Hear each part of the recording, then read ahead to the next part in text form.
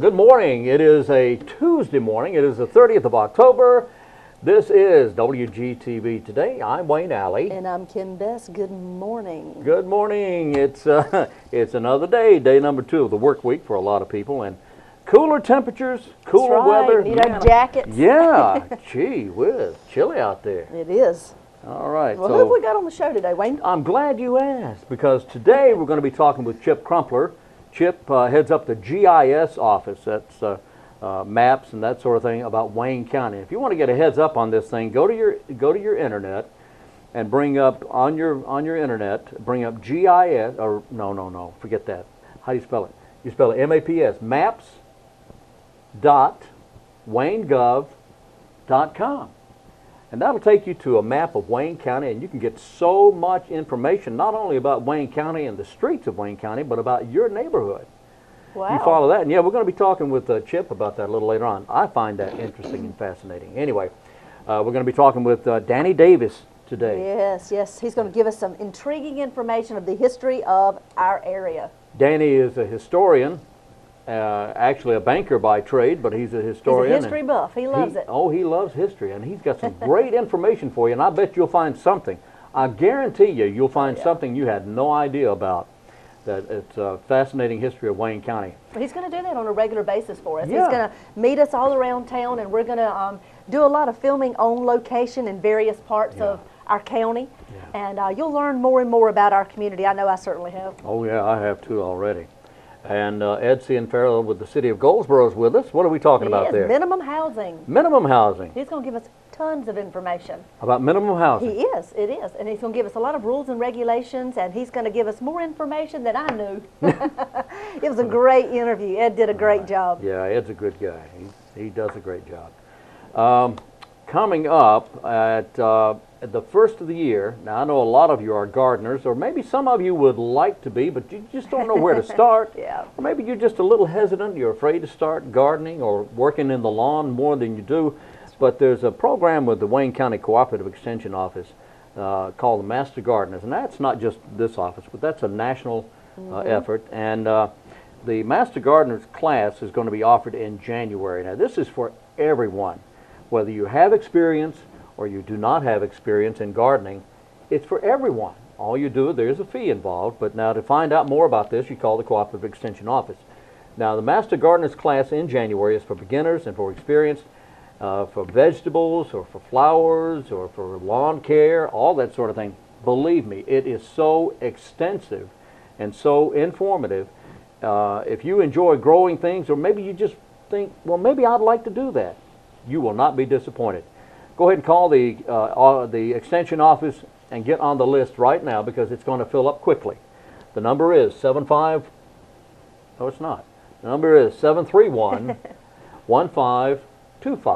731-1525. Jessica Strickland is a horticulture agent here in Wayne County. She can help you with that, or anybody there can help you with that. The Master Gardener class beginning in January, sponsored by and offered by the Cooperative Extension Service. 731-1525. Well, let me tell you about something hot off the presses. Off the presses. That's right. On November the 11th, we will be offering the first annual Vendor and Fair. It'll be a holiday shopping experience at the Wayne County Museum. Did you say November 11th? November 11th. That's a Sunday. Is it? Okay. Yeah. Okay. We'll double check, but that's what I found out about 10 minutes ago. Oh, okay. Where's this going to be? It's going to be at the Wayne County Museum from 1:30 until 4:30 p.m. Oh. There's going to have over 20 local vendors that will have crafts, wreaths, jewelry, and a long list of things that you can come and purchase. It's a fundraising event for the Historical Association. And they will be there, like I said, from 1:30 until 4:30 on November the 11th. It's a fundraiser. Call the museum if you want to be a vendor, or if you would like to just go and shop or find out more information about it. Wayne County Museum, and the number is 734-5023. You know, the holidays coming. Perfect shopping experience, all under one roof. Wow. And like I said, it is a fundraising event for them, but they'll have over 20 vendors full of crafts and all kinds of things from local vendors here in our community. That is great. Coming up today, we'll be looking over the almanac a little later on today. Plus, we'll be talking about stink bugs. Yes, we will. Yes, we will. Obviously, they have come to our community, so I hear. Well, while we should be welcoming everyone, I'm not sure we want to welcome stink bugs to our community. So anyway, we'll have a discussion about stink bugs here in just a little while. Now let's see, what else do we have? Today's the 30th, right? Oh my goodness. It is. Okay. It is. The 1st of November, we have a blood drive at Southern Wayne High School. My Southern whole Wayne. stomping ground. Yeah, down that way. Yeah, Southern Wayne High School in Dudley, from 8:30 until 1:30, November 1st, this week. All right. That's right. So be there. Do And that. the Nutcracker Ballet is coming back to Goldsboro. Oh boy. Saturday, December the 1st at 7:30 p.m. Let's see, Goldsboro School of Ballet and Goldsboro Civic Ballet, they share the offices and their locations out on Highway 111. The Nutcracker Ballet will be at the Paramount Theater Friday, November the 30th and December the 1st, both at 7:30 p.m. You can call 583-8432 at the Paramount Theater and get your tickets today. Goldsboro Ballet will be putting on. They've done it for years. And they do a fabulous job. And what a great, another addition of ways you can start your holiday season is to take someone you love and go see the ballet right here at the Paramount. And they've done it so many Nutcracker years. Ballet. It's fantastic. It is The just costumes fantastic. are out of this world. Yeah, yeah. I mean, you would see almost as good in Raleigh. Possibly. Almost as good. as That's what right. we have here in Wayne County. That's right. Almost as good in Raleigh. All right. Well, speaking of the Paramount Theater, the 5th annual production of A Christmas Carol will be at the Paramount Theater on Friday, December the 7th. They do this on a regular basis as well. And this is put on by Center Stage Theater, which is also local people right here in our community. That's right. Tickets cost between $12 and $15. They're available at the Paramount Theater box office. Group rates are also available. It's an adapted for the stage by Nathan Bradshaw from the classic novel Charles Dickens. Annual production of Christmas Carol put on by Center Stage Theater, Friday, December the 7th. Christmas Carol. Yep. At the Paramount Theater, they are booked during the month of December. They're Oh, always yeah, booked. yeah. But the month of December, November and December, it is back to back. Fantastic lineup of events happening at the Paramount Theater. Lots of different opportunities for you to go and enjoy local art right here in our community. All right, there you go. Okay. Let's go ahead and get started with Chip Crumpler. Yes, You're going to enjoy this. GIS. This is a fascinating segment on GIS, maps, and such. Wayne County. Now, Chip works out of the planning office with County Planner Connie Price, and Chip is in charge of the GIS portion of that particular segment of the office. Let's find out now on WGTV Today.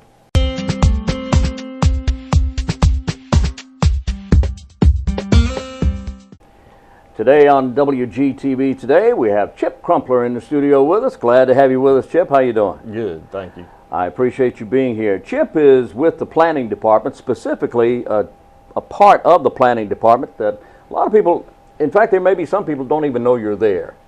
And if they do know you're there, there may be some people that don't know what GIS is. He's with GIS. What is GIS? Well, it stands for Geographic Information Systems. Okay. And that basically is mapping, computerized mapping. Yeah. And of course, the county uses computerized mapping for land administration, zoning decisions, planning decisions, tax applications. So we use land records management as a GIS application here in the county. Right. 911 is a GIS application, so we manage and maintain addressing databases for our 911 system. Other applications also use that addressing for their own purposes. When you're talking about applications, you're actually talking about software Correct. that people would use in their computer. And Well, let's take, for instance, you take Google Maps or Bing Maps. If you do an address search in Google Maps, it queries their database, Right. and their database comes back with an address match for the location that you typed in. Well, they don't create that data themselves. They harvest that data from counties and cities and jurisdictions across the country, and they use that in their database to populate their fields of data. So we generate it for our 911, and then it's used by other entities out there, such as Google Maps or such as, you know, the tax office here in the county, for their own purposes of, you know, locating properties. Okay, well, the software, the applications, the maps, where do you get this information? And how is it applied? How do you make the information you get into a map that's shown in the computer system? Good example. In land records management, we use digitizing for creating the line work that creates property lines that you see, that we use in our applications here, and that we use the public and access on maps.wangov.com, which is a public access web application. And that line work that you see is created by our land records management in the tax office. They create those lines based on the descriptions that when a deed comes through our registered deeds office, they map those lines based on the descriptions and the distances. And we create that line work. That's just one feature in the GIS data. Then say somebody builds a house on it and they pull a permit in inspections, the planning department issues a 911 address for that location. So we capture that data in GIS as well, and that's just another layer of data that applications and other people use, such as maps.wangov.com. So you start with a basic layer. That's right. And then you just add to it, Correct. layer on top of layer on Correct. top of layer. That's correct. And those layers include 911, Streets, parcels, yeah, zoning, city limit boundaries, extraterritorial jurisdiction boundaries. And then you overlay other types of boundaries, layers, or flood zone layers, soil type layers. Some of that data we don't create. We use we get them from the state government or federal government. But you know, pretty much here in this county, we maintain our addressing. We do street center lines. That's both for 911 purposes. Parcel lines for tax office and other departments. It's just countless layers upon layers of information available. So when someone goes to the county website, wangov.com, and they bring down the menu of the different departments, they go to GIS. You have your own menu Yes. location on the county website. That's one way to get to it. Yes. GIS. Okay, what's another way to get to it? Well, you could go to the tax department page, Okay. and they have a link to the application on the tax website. Okay. The planning website has a link, and then on the county's homepage under eGov, if you click on eGov, it will carry you to the page as Okay, well. so there's several ways to get to Yes. you. Okay, so once we get to that point, we open your GIS website. What do we see? Well, you'll see a basic base map up there. It's pretty much Bing Maps, basically the background that you see, and you'll see our county boundary.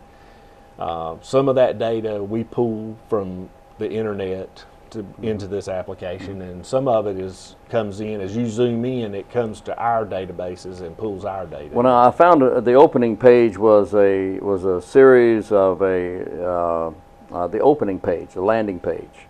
Was a series of. Is that what you're talking about? I see a graphic of layers on being formed. Yes. On the opening page. Yes. That's All a right. graphic we pull from an online resource. Yeah. When you zoom in, it'll turn to our data, and you'll see parcel lines will show up. If you go into our folder on the right-hand side of the application, you'll see other types of data layers available: flood zones, county zoning, city limit boundaries, aerial imagery. You'll see you can click on aerial imagery. You can retrieve that. And then as you move along, you can actually go deeper into the site. And what would be the next page available that people would go to? Are you talking about on our maps? Yeah, on the mapping. Yeah. I mean, you can zoom in to right down to the parcel level. You can use the tools in the map to inquire for parcel ownership. Well, let's say if we're pulling one up right now. Let's say we're on this page right here. How do we get to that page? Well, you could access that page through the GIS web page through the online maps link. You can go to the county's homepage through the eGov and retrieve this page, or you can go to the tax department and access the page. Once you get this map loaded, mind you that we do host this application here at the county, Right. and there are some security settings that may take a few minutes to load the map if it has never been used on your computer before. Right. But once the page opens, this is what you should see. You should see a base map, and you should see the county boundary. All right. And how can people use this map to garner or gather information they need? Or and actually, I've been on this page, and I use it just because I'm curious Right. about what's there and streets and, Well, and such. it does hold live data, so if the county changes some data today Yeah. in the tax office, Right. it shows up in this map immediately. As soon as they hit save, it's pulling production data into this map application. So the information is, any new information is immediate. Correct. It's just Unlike there. a lot of applications Yeah. in other Oh, yeah. counties. So, but I mean, there's a little search box at the top of the screen where you can enter in a person's last name and then space and first name. You can do a search. You can partially qualify the name and retrieve the results. It'll return all the results you would like down at the bottom of the results tab. You can select zoom in tools up at the top of the screen. You can search by an address. There's a little house at the top of the screen. It retrieves a address search function. You can just type in an address. So if you wanted to know who lives at a certain address, you could find that That's out. correct. If you wanted to know who owned property at in a certain county area, That's right. Just zoom in, do a search for that area. It'll zoom in the map to that area where you selected, retrieve all the properties in that area, and show you in the bottom results tab. my goodness, there is a lot of information available on that particular site. Gee whiz. Yeah. So how would someone use that information, or is it just to have as a public record? Well, lots of people use it for, tax, the real estate appraisers use it for, you can go in there and you can see every house or piece of property that sold in the last year. You can tell that application. There's a query in there. You can say, show me every property that sold in 2012, and it'll retrieve every property in 2012. Wow. Up to 5,000 results, which usually will cover. That usually cover most of it. And you can define custom queries in it. You can export that out into an Excel document. You can create mailing labels with it. You can print a map. You can print a little map. You can add your own annotation, draw your own lines on the map, and it'll print out. So you can do a location map from this application. It's pretty much an advanced web application to try to get people. If you're a beginner with GIS, it's going to be hard to learn. There's no mistake. There's a learning curve. Yes. Yeah. But once you start using it, you'll see the functionality that we built into the application. And the reason behind it was a lot of the basic applications, when we built this in 2007, we were missing, a lot of people needed more than what basic web applications had. They needed more functionality built into it. A lot of people did not have access to desktop application software, which can be very expensive to purchase. Yeah. To load data in to use on their personal computers. So we wanted to build a web application that somebody could access and do some advanced queries and do some advanced analysis that a lot of websites were not doing at the time. So, and I think it's met that, demand quite well. It's an amazing piece of software. It really is. And anybody who's interested at all in maps or in your neighborhood or in the city or the county, there's so much information available on the GIS site, and this is what you do, right? One part of it. One part of it. Just the web stuff is one part. I mean, we have internal web applications, or server-based applications. We have desktop applications around the county. We have touchscreen public access terminals in the tax office. It's my job to maintain those, and make sure that our whole entire software platform is up to standard and works together. We make sure this piece in the tax office works with the piece over in the planning department. That's what the coordinator really does. Yeah. And the county has a GIS strategic plan. And in fact, last year we just completed an update to that plan. And it's kind of my job to carry out, or try to carry out, the plan. And this is only one small part of it. That's correct. This is the maps and everything is one part of it. Well, what else do we have going on that we want to talk about? Anything? Well, I mean, we're all the time developing data, and we're developing applications. For people who still require more functionality than the maps application that we have available, we also have our data available through the GIS webpage, where a person can download the data sets and load them into their own computer. So we make our data available 24/7 over our website for people who want to download. You just have to log in, sign a user's agreement of how you're going to use the data. Which is standard. Yeah, which is standard. Yeah. And then you're able to, get that download and use it in your application. You mentioned a website a little while ago, maps.waynegov.com. Maps.waynegov.com. What's at that site?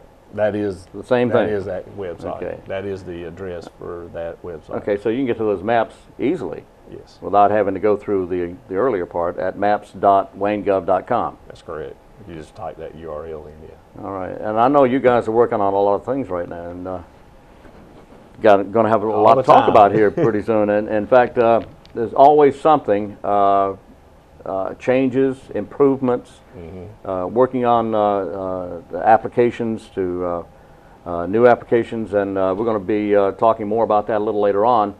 But if anyone has a question, how do they get up with you, and why would anyone call you to start with? Usually it's for GIS. A lot of people will contact me if they need special maps. We do maps for the public. Do you?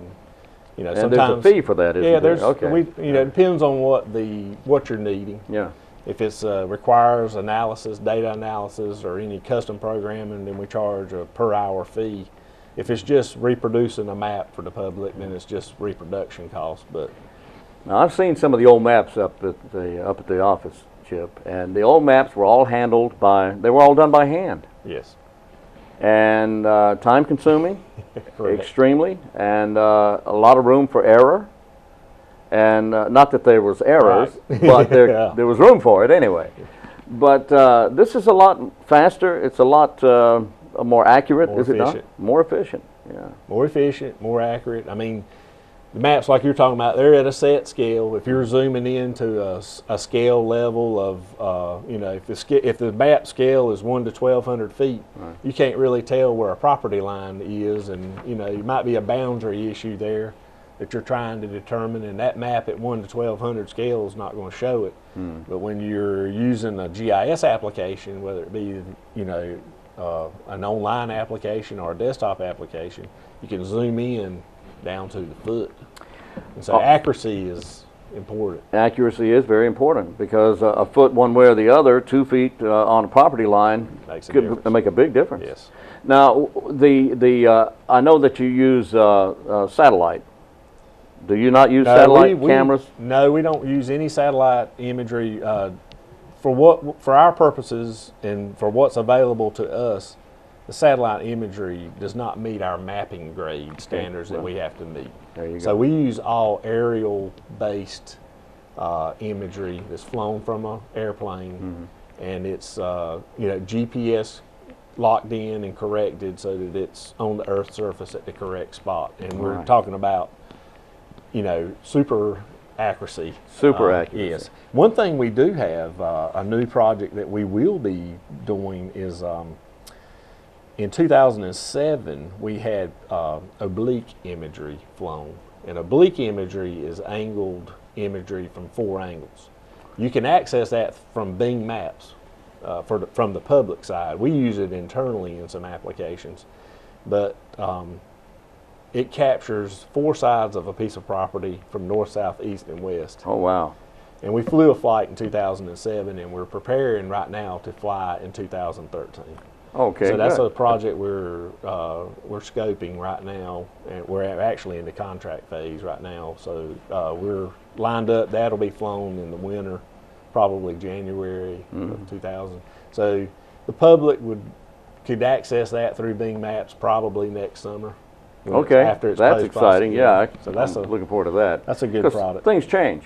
Oh yes. Things change. So it'll be good to get that flyover Yes. again to take a look at that. Well, That's correct. Chip, I appreciate you coming in. How does someone contact you if they have a question? Well, you can contact me two ways. The most efficient way is through email at chip.crumpler@waynegov.com. And you can also contact me by phone at 919-731-1650. All right, again, that's chip.crumpler@waynegov.com. Correct. And the number again, one more time. 919-731-1650. All right, Chip, thank you so much for being Thank with us. you. I appreciate it. Fascinating. Chip Crumpler, of the coordinator for GIS in the Wayne County Planning Department. I'm Wayne Alley for WGTV.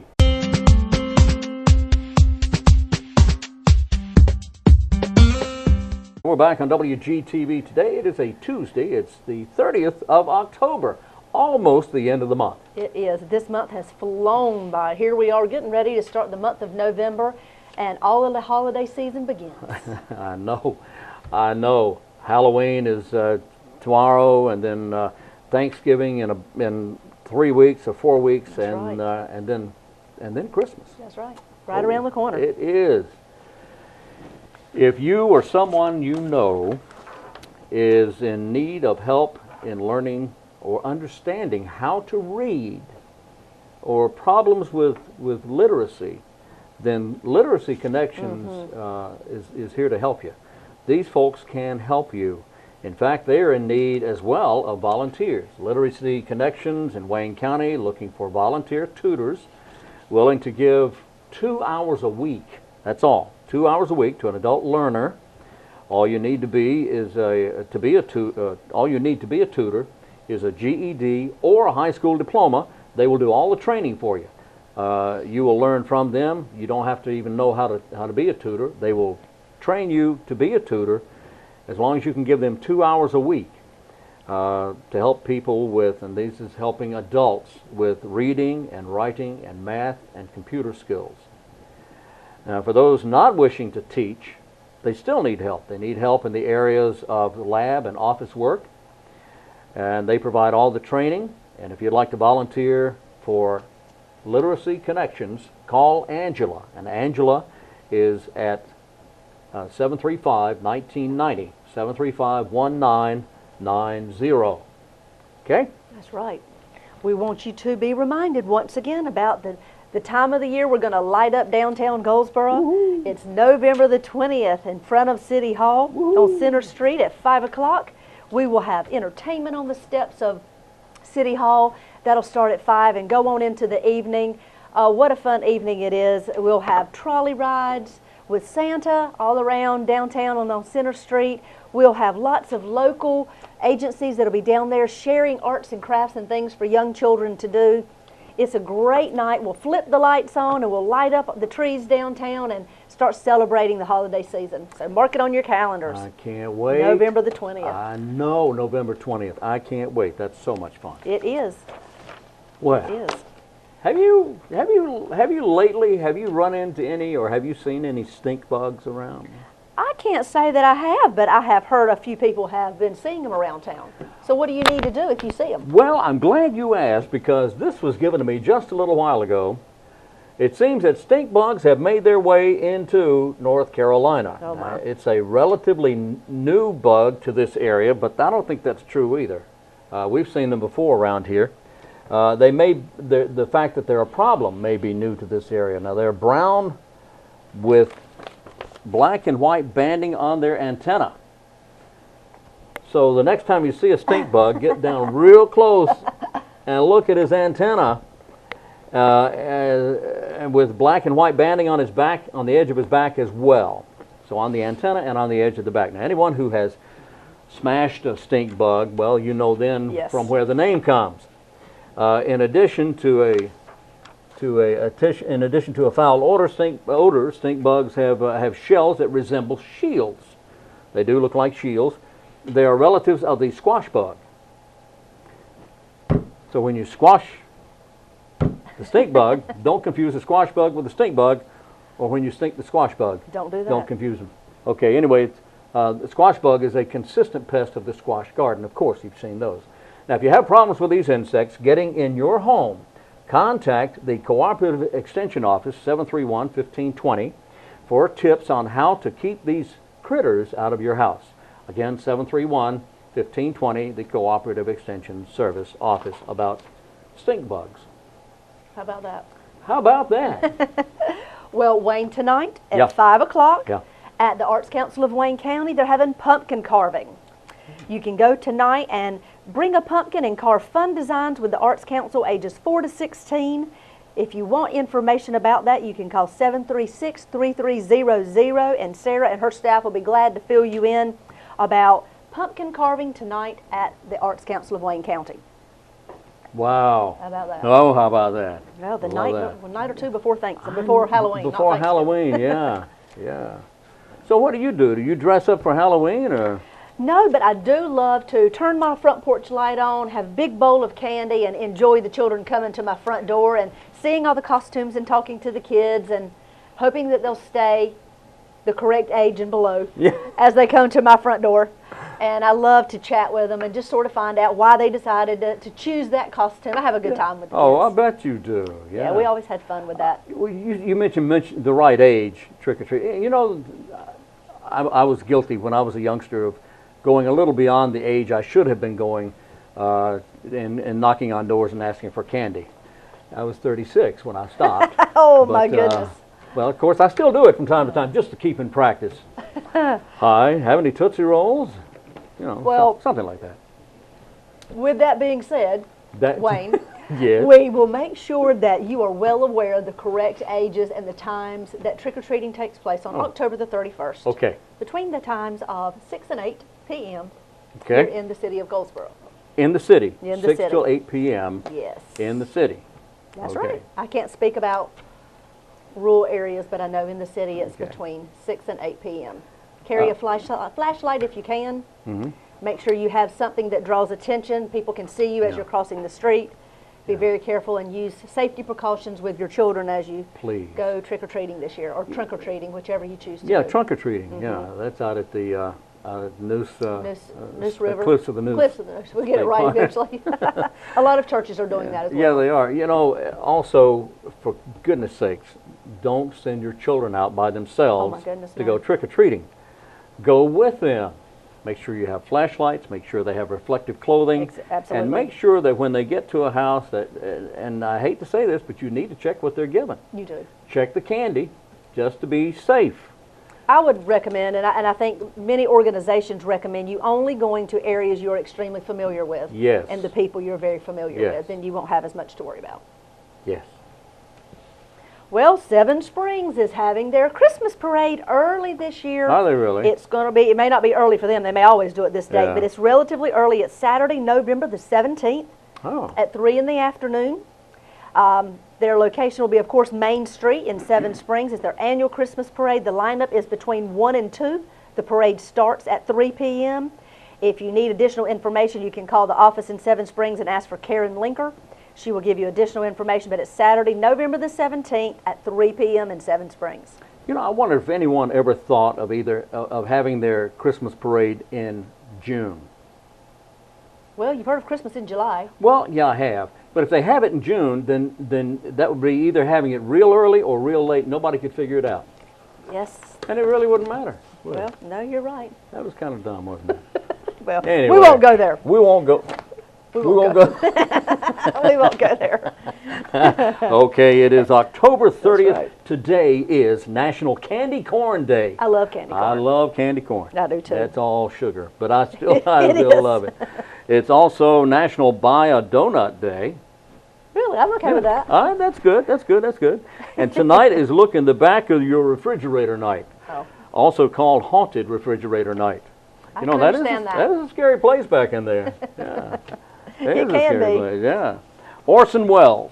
Yes, I remember all Oh this. man, this day back in 1938. Now this was a year before The Wizard of Oz came out and all those other wonderful movies. But in 1938, Orson Welles stirred a national panic when his radio program, The War of the Worlds, listeners believed the simulated news bulletin in the drama were real, and that Grover's Mill, New Jersey, was actually being invaded by men from Mars. Oh, my goodness. They really believed it. That is what happened in 1938, and I'm serious. People really believed this was happening at the time. And if you've ever heard the radio broadcast of that program, you can see how somebody would mistakenly think that was actually going on at the time? Yeah, in spite of the fact that at the beginning of the program, there was a disclaimer that said the following program is not real. Yeah.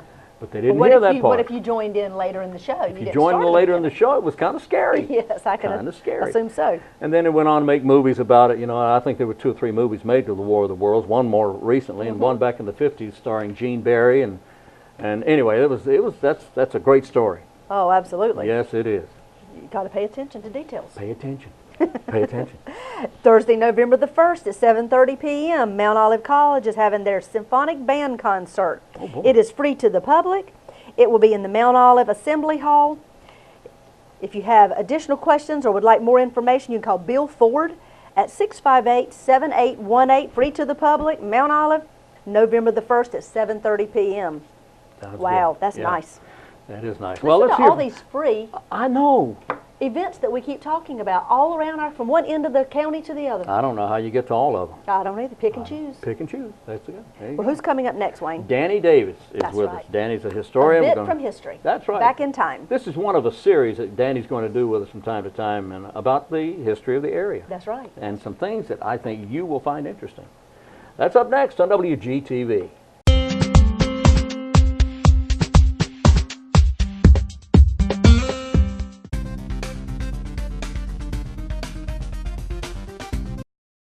Welcome to WGTV Today. I'm Kim Best, your host.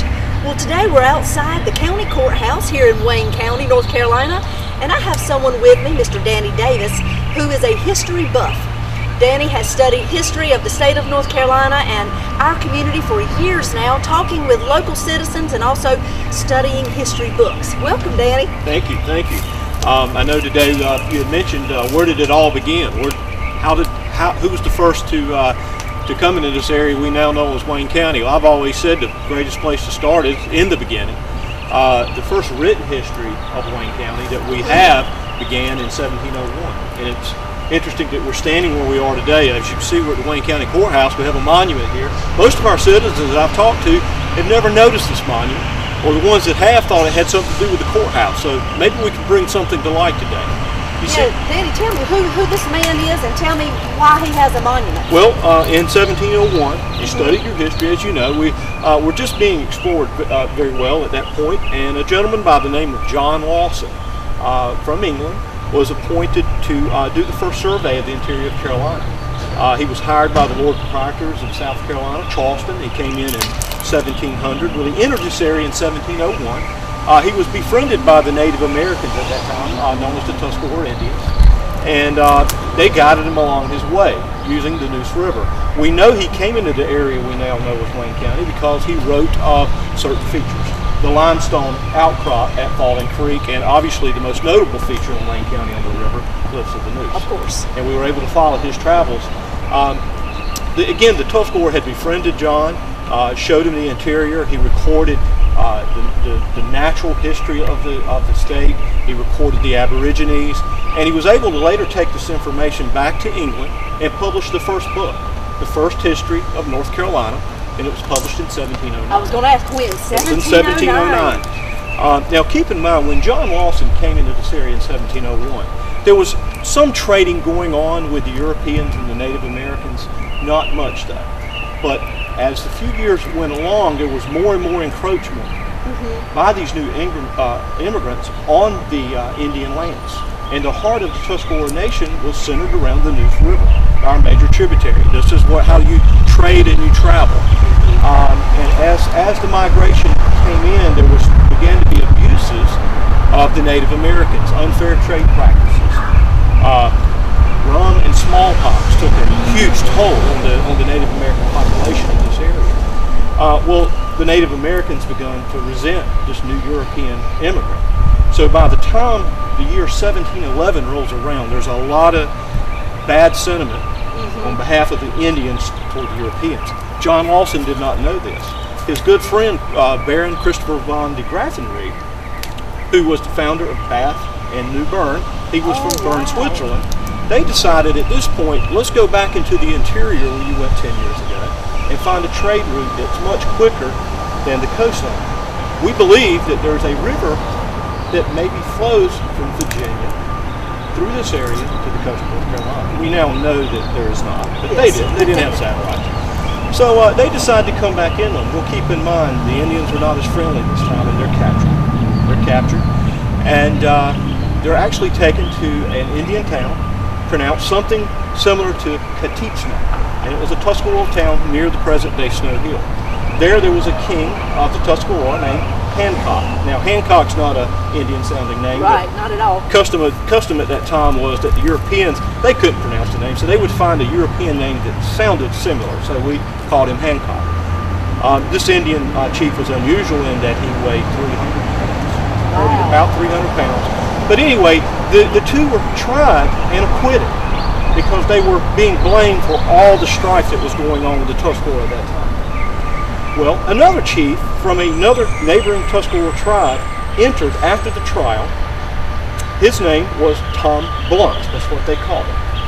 And for reasons forever lost to history, John Lawson is thousands of miles from home, captured by hostile Indians, tried for his life and acquitted, and at that point in time he decides to start an argument with this chief, Tom Blunt. Again, why, we do not know. But he was tried again and found guilty. During this time, Graffenried is released because they fear the Queen's vengeance because they know he's under the protection of the Queen. We find out later that John Lawson, the gentleman right here, was tied to a post, stuck full of hundreds of pine torchwood splinters, like hog bristles, as it was described, and slowly set on fire. A very slow, painful, and agonizing death. Oh my gracious. Well, settlers in the area at the time did not know what was going on. And this was the culmination of what we now know as the Tuscarora War, because secretly, on the morning of September 22nd, 1711, the Tuscarora Indians attacked the immigrants along the Neuse River. On the first day, there were over 300 slaughtered, men, women, and children. It was a bloody 3-year war, but eventually, again through smallpox, rum, the Englishman's musketoon, the Tuscarora were defeated, and the last battle was to take place again not far from Snow Hill in Fort we now know as New Haruka. After that, the Great Migration began in this area. In about 1730 reached its peak. And eventually, with another show, we'll talk about and take the history of Wayne County from that point. Wow, that is amazing. I had no idea there was so much history right here in front of the steps of Wayne County Courthouse. Well, thank you for sharing that with us, Danny, and we will start part 2 soon about other things right here around Goldsboro, North Carolina. Thank you so much for joining us. Thank you, Danny, for sharing. He'll be back again with another history lesson, and you'll learn more about what's happening in your community.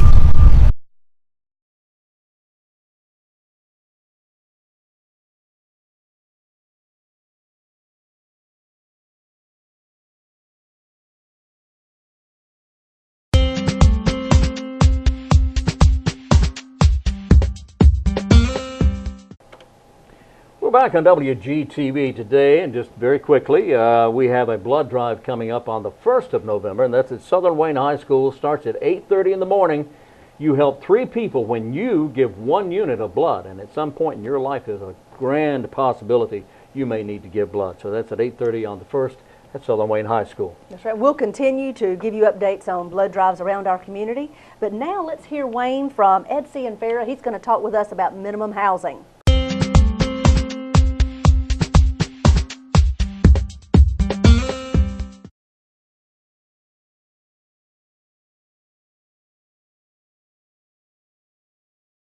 Welcome to WGTV Today. I'm Kim Best, your host.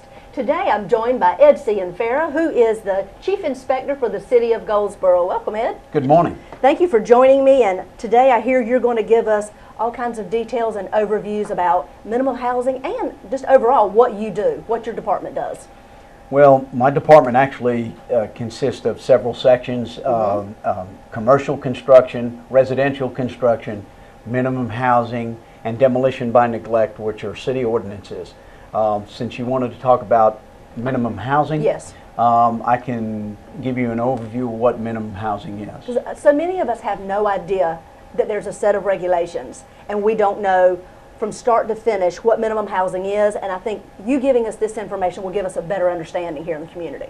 Well, the state of North Carolina back in the late 70s created a minimum housing code.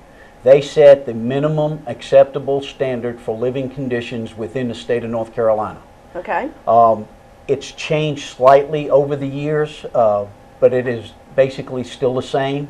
And it is our job to take that code and to go out into the community and enforce those regulations as the state dictated. The process in itself is fairly long. It set a standard that people have to live by. The property owners, whether you own a property or rent a property, it's a standard.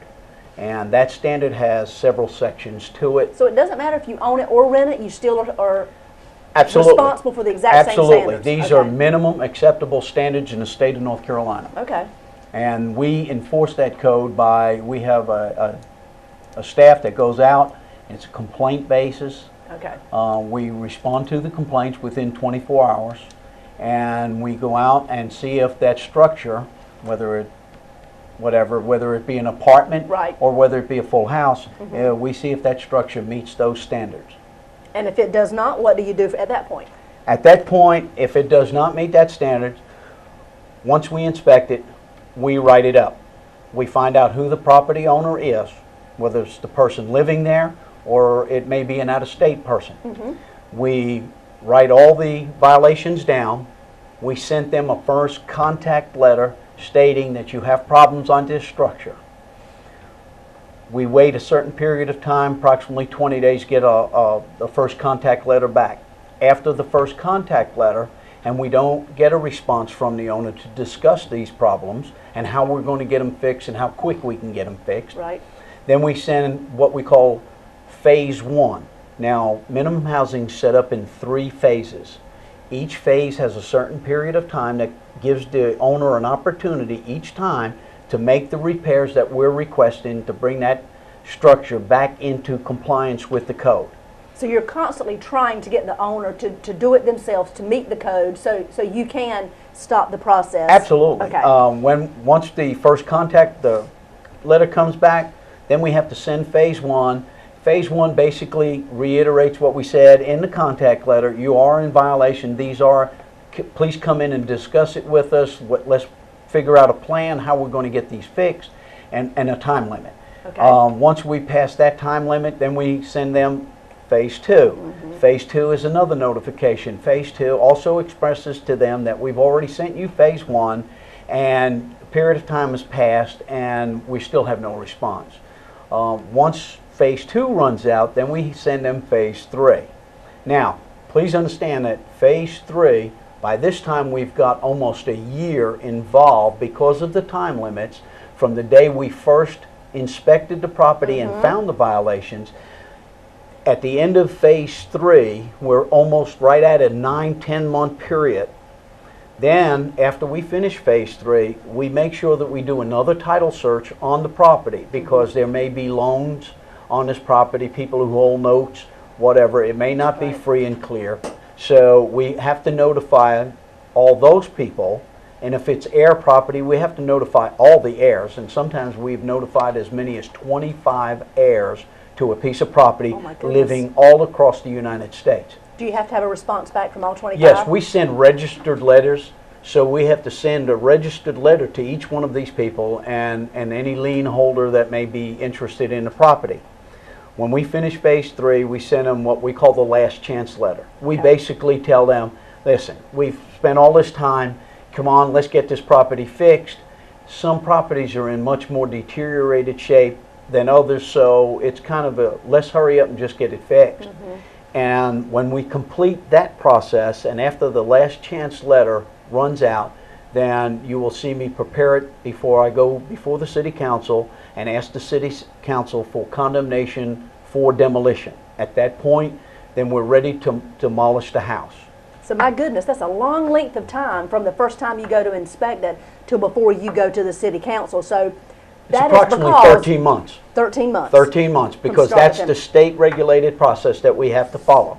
That gives that property owner, then there's no opportunity for the property owner to say that we didn't have a chance to fix the property. We've given you 13 months, we've made numerous contacts with you, and now we're at the process where if you're not going to fix it, I'm going before the City Council to request City Council condemn it for demolition. And at that point, then once I get that condemnation from the City Council, then we also then have to require that asbestos tests be taken before we demolish any home and put any asbestos contamination out there. We have to have a certified, licensed asbestos removal contractor take tests, verify what asbestos is in the house, the percentage of it, have it completely removed, have it certified that it's clean, so when the demolition process takes place, there's no possibility of contamination in the air. Then we demolish and remove the house. At that point, it is a clean lot. So your job is you're trying to prevent houses from ever getting to that point of Absolutely. being demolished. You're trying to work with the owner to do whatever it takes to get that property back where it can be rented or used or lived in. In the minimum housing process, the whole 13 months that we spend in this process, we're doing nothing but basically asking, please, let's fix this house up. Right. And it's not our intent to demolish houses. It's our intent to keep them a viable either rental property or property owner's property. One of the things we have in effect in the local ordinance is demolition by neglect. Right, right. Demolition by neglect was created for the situation where when we first notice a house is starting to deteriorate. It is a citywide ordinance, and by the way, minimum housing is also citywide. We do Okay. not do it in the extraterritorial jurisdiction. We try to prevent these houses to deteriorate to a point where it has to be in minimum housing. Right. We try to notify owners that come on, we're noticing that the shingles are starting to really look bad, that the paint is starting to peel, and you need to be made aware of that if this continues, this house is going to deteriorate and you're headed for minimum housing. So when we have two ordinances that basically the city, from the start of deterioration that we know and we follow it, we try to stop. So sometimes a house falls into minimum housing that was never in demolition by neglect. Okay. Sometimes we have a house that was in demolition by neglect and nobody's made an effort, and now we're here and it's almost 2 years from the time we started it till the time we come before the City Council and request condemnation for demolition. So it's Wow. a very long process. It is. It sounds like, and you have cleared up the misconception that if I call you today and tell you there's a house on certain street that is old and dilapidated and I'd like for you to demo it, in 60 days when I don't see it gone, now I better understand, and I hope the citizens do too, as why it takes a long period of time. You have to follow a certain process set up by the state of North Carolina. That's correct. And it's just a process that gives everybody a fair opportunity to either make repairs, and it gives the citizens, unfortunately, sometimes it looks like we're not reacting, Right. but it gives the citizens who may be in a neighborhood where a house needs repair an opportunity to see a house saved. Right. Having an empty lot in the neighborhood sometimes is really not as good as trying to save that house that was there initially. So we have a neighborhood. Sometimes you tear down so many houses you lose the neighborhood. Right. And we don't want that. We want the city of Goldsboro to maintain its value through the houses that we have on We the have in our register. community, yes, yes. Well, thank you so much. I think that's a great explanation as to what minimum housing is and what demo by neglect is. I appreciate you being here today. Thank you.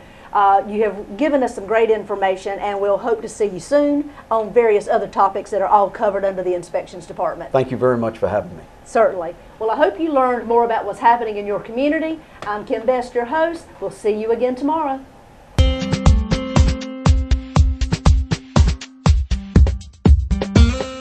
Back on WGTV today. Kim? Yes.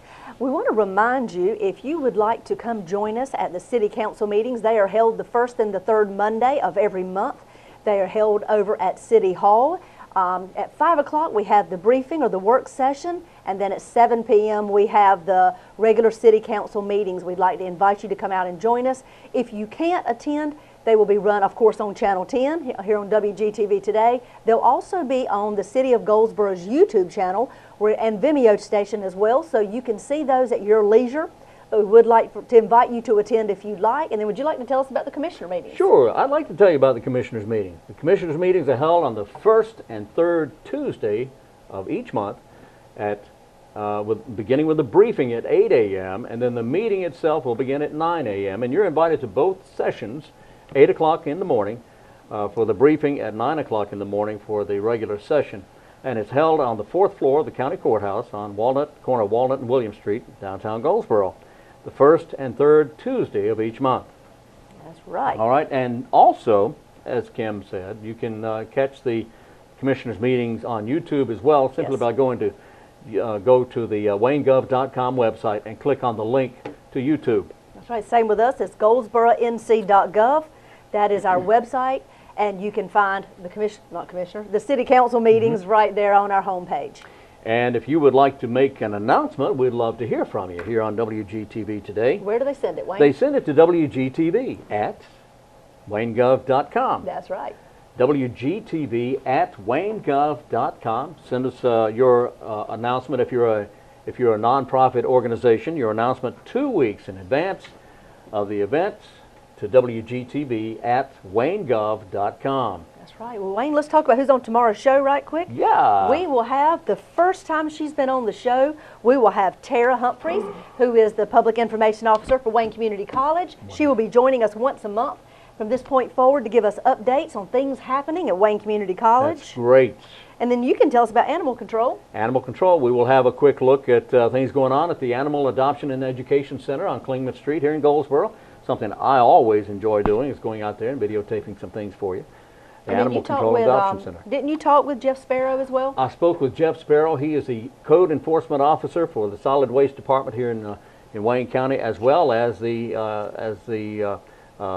Recyclables Coordinator here in Wayne County. And so you'll hear part one today. We'll hear part one tomorrow. Tomorrow. And then you talked to Betsy Roseman. I did. She's going to talk with us about some information that's sort of exciting in our area. Our state magazine came to Goldsboro and did a feature, and she's going to tell you when that's going to be in our state magazine and what all happened while they were here, and she'll also tell you about other events that are happening throughout our community. And all that's coming up tomorrow, so join us tomorrow morning at 7 o'clock here on WGTV Today, and until then, I'm Wayne Alley. And I'm Kim Best, and this is what's happening in your community.